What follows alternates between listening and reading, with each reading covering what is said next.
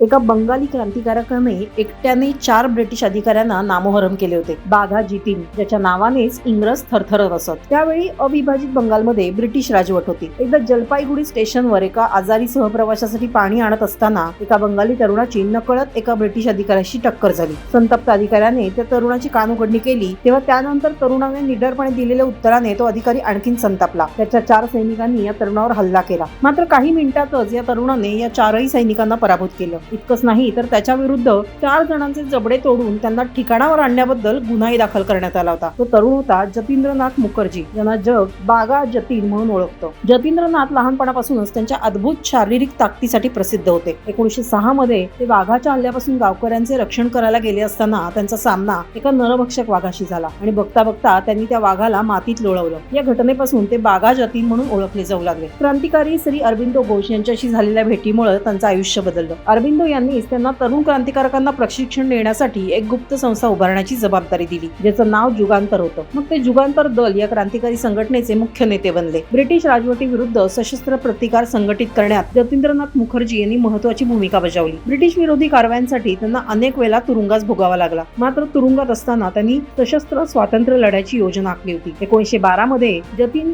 German राजपुत्राला भेटले आणि त्यांनी त्याला भारतातील क्रांतीसाठी शस्त्रे पुरवण्याची विनंती केली. पहिल्या महायुद्धादरम्यान ही योजना जुगांतर बर्लिन कट म्हणून ओळखली गेली. 9 सप्टेंबर 1915 रोजी जतीन जर्मनीकडून शस्त्र आणण्याच्या योजनेअंतर्गत ओडिशातील बालासोर इथल्या बुरीबलम नदीच्या काठावर सहकाऱ्यांसह प्रतीक्षा करत होते. परंतु बातमी फुटली आणि ब्रिटिश सैन्यानं मोठी कारवाई सुरू केली. जवळपास 7 तास बाघा जतीन आणि त्यांच्या 4 मित्रांनी ब्रिटिशांविरुद्धची लढाई मोठ्या धीराने लढली. मात्र याच दरम्यान झालेल्या गोळीबारात जतींद्रनाथ यांच्या पोटात गोळी लागली. दुसऱ्या दिवशी 10 सप्टेंबर रोजी वयाच्या 35व्या वर्षी जतींद्रनाथ मुखर्जी यांचं निधन झालं.